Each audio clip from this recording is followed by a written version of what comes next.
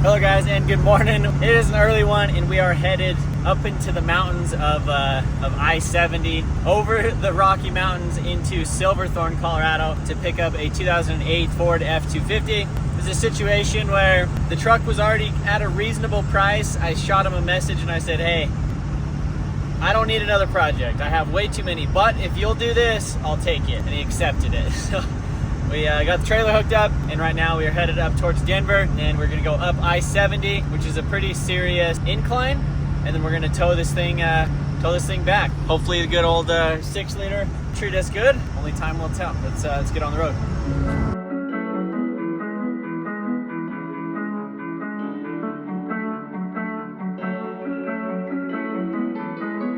Essentially, we're buying a truck today, another F-250. It's an 08 6.4, and the guy broke down when he was doing this, so, which kind of makes sense. It's at a local Ford dealer here. He's not here right now. Essentially, he just put the title and the keys in it, and he told me to just Venmo him when I get here. So, yeah, there's a lot of ski resorts in this area. You could see how much snow is on the ground.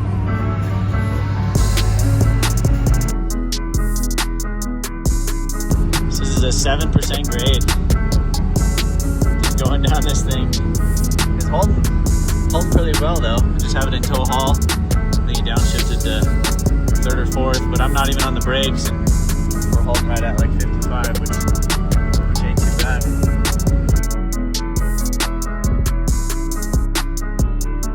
Alright boys, well here it is. Title and everything. We're just gonna see if it fires up. Who knows what the deal is with it, but it's here.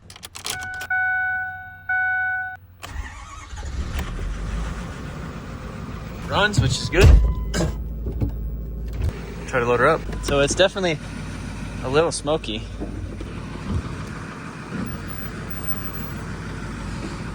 We're loaded. That was easier than I thought. It's not bad. Yeah, I want to make sure tire down real good, and we'll be good to go. All right, boys, we're loaded up, ready to go. This thing definitely smokes a lot. But yeah, we're ready to go up that freaking pass again. So there's a couple trucks that are actually out here broke down already. You can see, look at this. You can see the trail of oil going up the truck, and then pretty much it's guaranteed it needs at least a set of turbos on it, but the truck's not terrible. These are kind of interesting package. It's almost like a sport sort of deal. I don't know, look at all the smoke still in there. Yeah, pretty interesting. Still got the title, so I gotta grab that. Get on our way.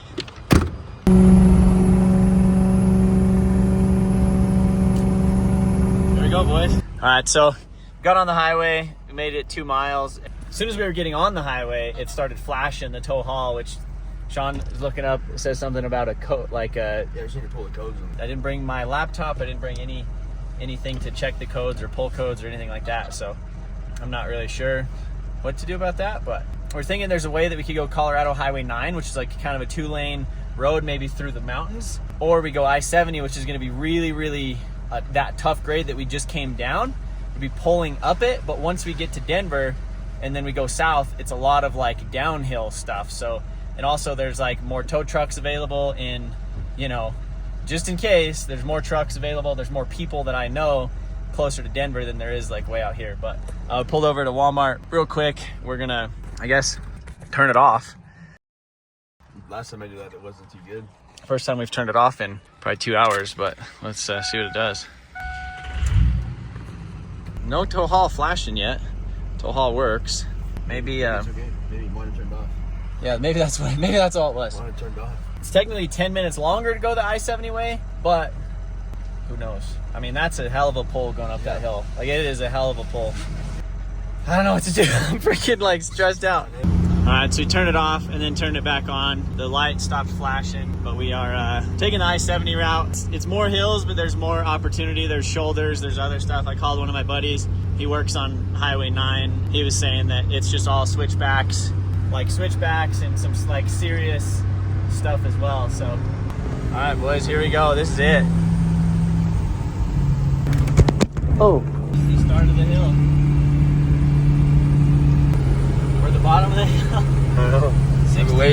Ways to go. 64 miles is what the trip's at right now, so we'll see where she stays. I think it downshifted and it held. To That's good. That is a good sign, and the light's not flashing. So I think we'll just kind of hold it here about 65, 70 miles an hour. It's like right under 3,000 RPM, so it means we have some good like airflow going through the engine. Yeah.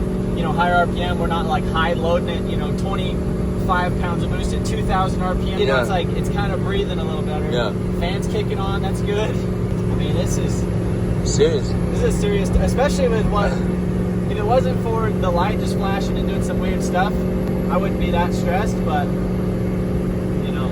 The last time we were up here, we got stuck. We were like 45 minutes that way. Yeah. We didn't have any of these hills in front of us. Yeah, exactly. So, drop down to about 62 miles an hour right now. I'm not flooring it or anything. Just gonna try to keep it. It's a steady hill. Keep it easy. Yeah, we're just going up, buddy. We're almost at 55. Oh, there we go. We're down another gear.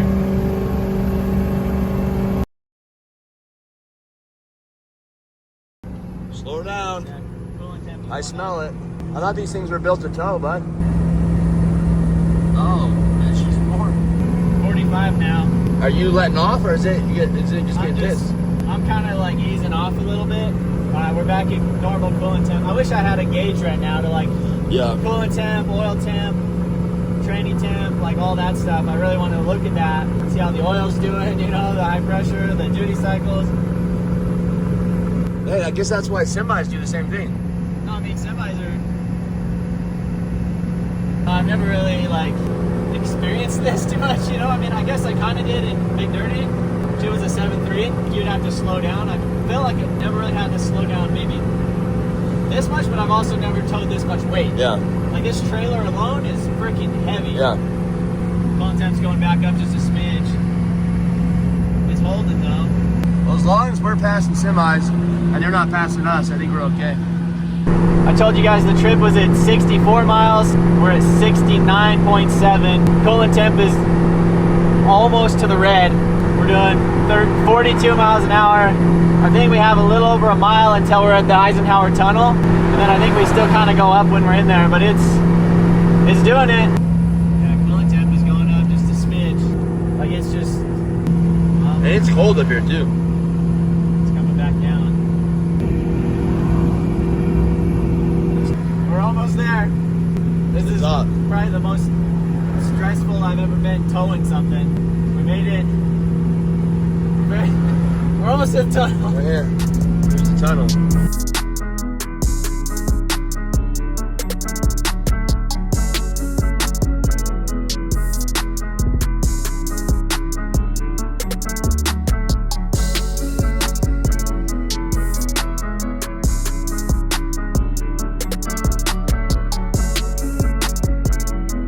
It's crazy. Like Eisenhower Tunnel is literally through the mountain. Yeah. Which is crazy.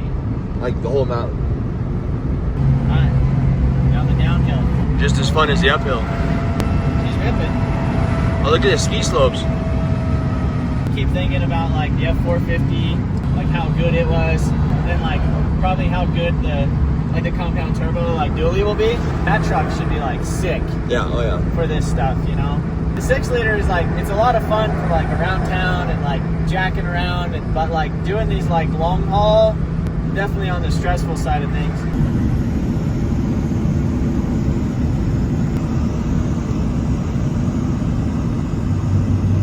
That's the Georgetown Lake.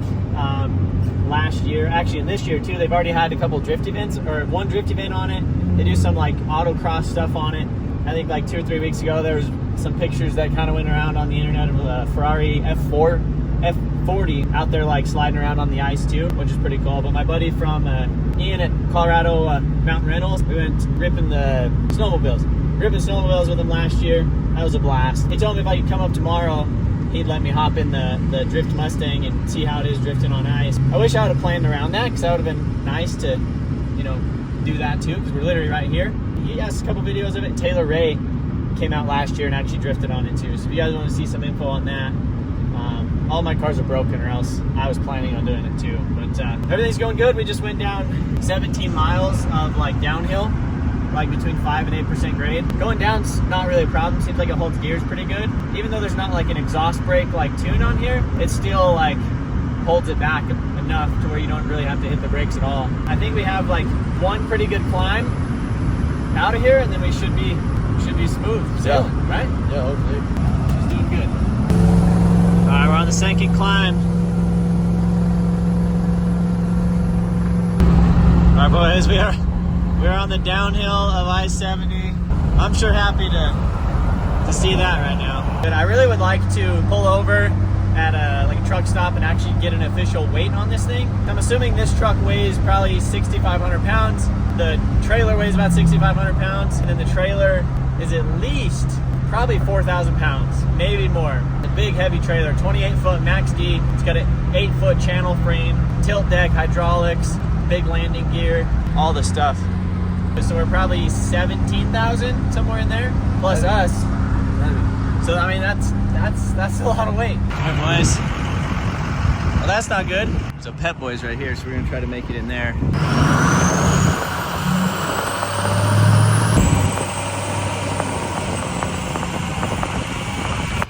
Well, we got her fixed. Spare tire on it. This thing got a big old gash in it. Luckily, we were able to stop here before it got too bad. All right, we are coming in here. We're gonna go up on the scale just because I really want to see what this thing weighs. Oh! Buddy. No way. No way.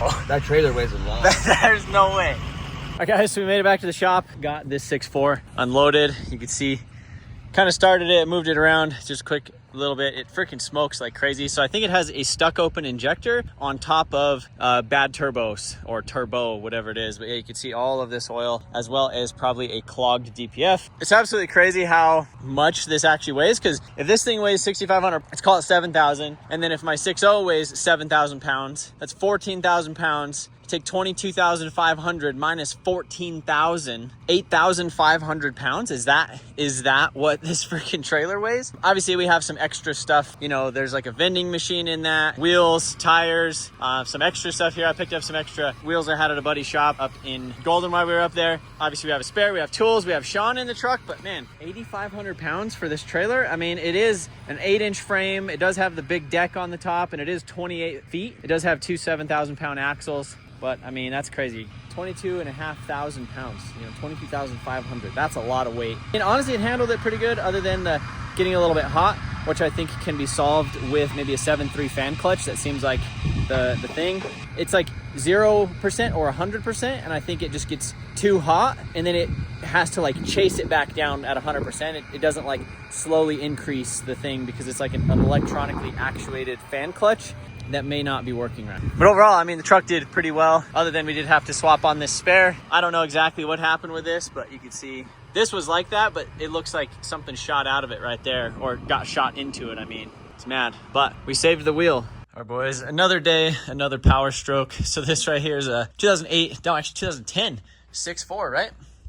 First 6.4 cab off ever. First one we've ever done. Here we are.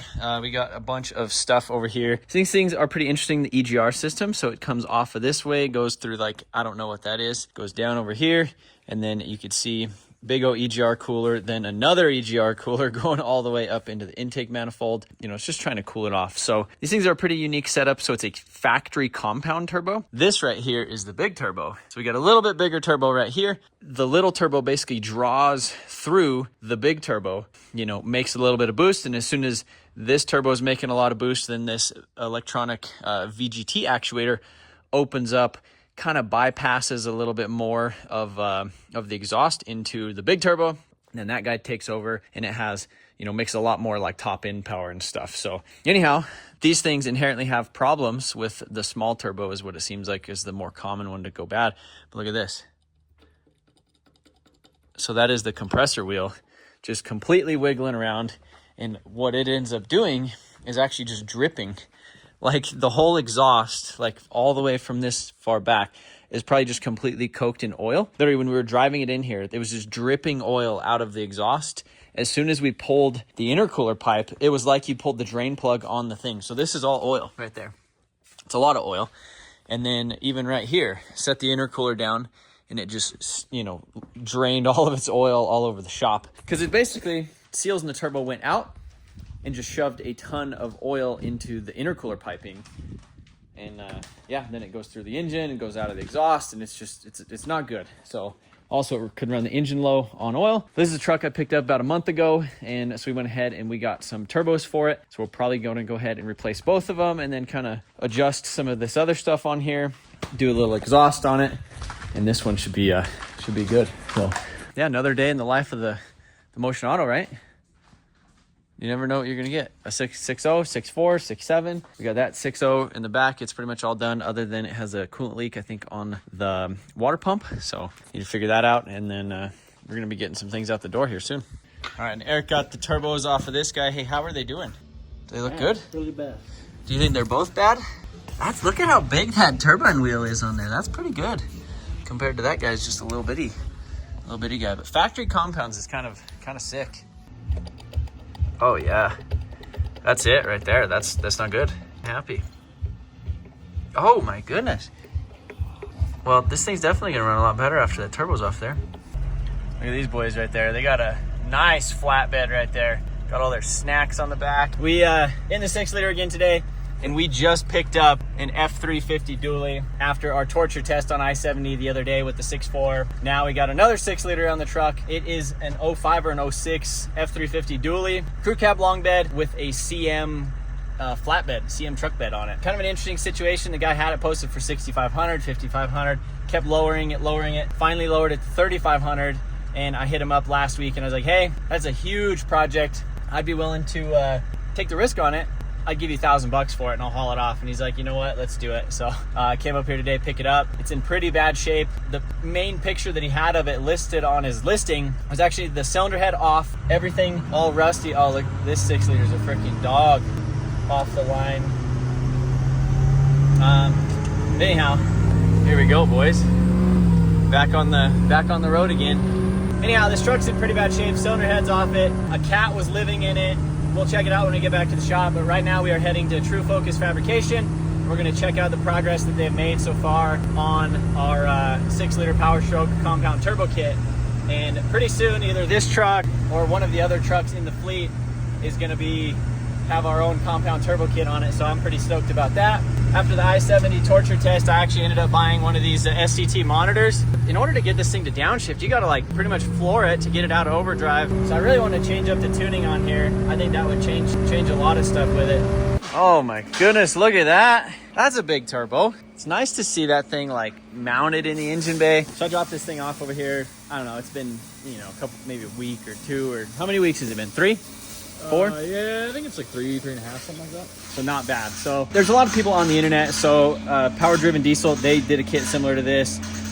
In the shop, he did a kit similar to this. And so we kind of did a collaboration of, ideas from them and other pieces to get the compound turbo set up in here. So in one of the last videos you've seen, we dropped all this stuff off. So we have this little T690. They actually made this bracket right here that bolts on to these little ears that were already on this little 90 thing. Made a charge pipe out of aluminum, and then made this one out of stainless steel. So the turbo, the one coming out of the turbo, this is actually a Vibrant Vangeon like HD clamp. And so it comes out of there, it's aluminum, and then it goes to stainless, and then comes up around here, goes into the factory intercooler. But essentially this turbo is now considered like the air filter for the big one. But once this thing makes 20 pounds of boost, and then it comes out of here, this thing makes, let's say this thing makes 10 pounds of boost, that thing's making 20, it doubles it, now we're at 40, whatever that situation looks like. That thing essentially multiplies the air that this one puts out once this one starts making boost. So downpipe out of there into here, and then downpipe right here out of this turbo is just going to go out behind the truck. There's some other kits out there that actually put the turbo more so over here, and you run the downpipe through the fender liner. We wanted to try to do it and keep it like the other people did, which may be complicating a couple things with, like let's say you need to swap injectors or something like that. But the idea is when you put this kit on your truck, you're going to put big injectors, new stuff all at once, and you shouldn't have to touch it for a while. It's kind of the plan. Yeah, everything is looking really, really good. Now there's going to be no charge pipes or no air filter on this side of the truck. So essentially what we're going to do is take the batteries, flip them sideways, and then have, 2 batteries over here. The standard charge pipe right here is just stays, so you don't even have to touch that or modify it. And that's kind of it. So what do you think so far? But yeah. Pretty excited. Definitely got a little bit of work to do still. Other than that, yeah, it's going pretty well. I mean, for how packed it is in there, if it's pretty good. Yeah. Well, and then, so one thing that we're talking about doing is possibly, because this is just V1 of the kit, you know, this is just mock-up sort of things. So we might actually end up moving the turbo forward a little bit to give us a little bit of room, because this actually touches the hood a little bit. This will also give us a little bit more room right here for the downpipe. With these trucks, another concern is the ICP sensor. So this ICP sensor is typically in the valve cover right there. And right here with that, once we move the turbo a little bit further forward, that'll give us a little bit more room to kind of kick up the downpipe and not have to completely relocate that to the driver's side, which is, I was considering doing that too. Because there's technically this sensor in the oil rail, but then we would have to run one of these valve covers on that side and then do something with the crankcase vent on that side too. So it's like, there's a couple things that we could do and it would definitely work. Yeah. We could definitely make it happen. Overall, everything is looking really, really good. Should have plenty of space up here for an air filter, air intake. Then you're gonna make this one out of stainless as well, right? Yes. And this is a Borg Warner S475 with a 132 exhaust, T6 exhaust housing. So this is a pretty standard turbocharger. We sell these on Motion Auto Performance. They have plenty of them in stock. Should be a very universal kit, I feel like, and you should be able to bolt on S4 480 as well. So a little bit bigger turbo if you want to make a little bit more power. But overall, the idea is kind of keep this stock turbo in the valley, S475, you know, some 190/30 injectors, regulated return, some head studs, and this thing should make, you know, like 600 horse. And it should be able to like tow really nice, EGTs below, you know, in theory. Again, I've never done any of this stuff before, but done a decent amount of research, so I'm pretty stoked. Then after that, a built transmission, because, you know, you're gonna have to have it. It was pretty cool because, you know, a lot of the tuning companies, they tune the factory VGT turbo to act as an exhaust brake. So you keep the quick spooling turbo in the valley, but then you have this big turbo coming up on top. And obviously we'll plan on playing around on the dyno and doing a bunch of stuff at the shop with this kit, developing it, refining it, and kind of going from there. But I think once the fab work is done, it should move pretty quickly. And I think we're pretty close, right? Yeah.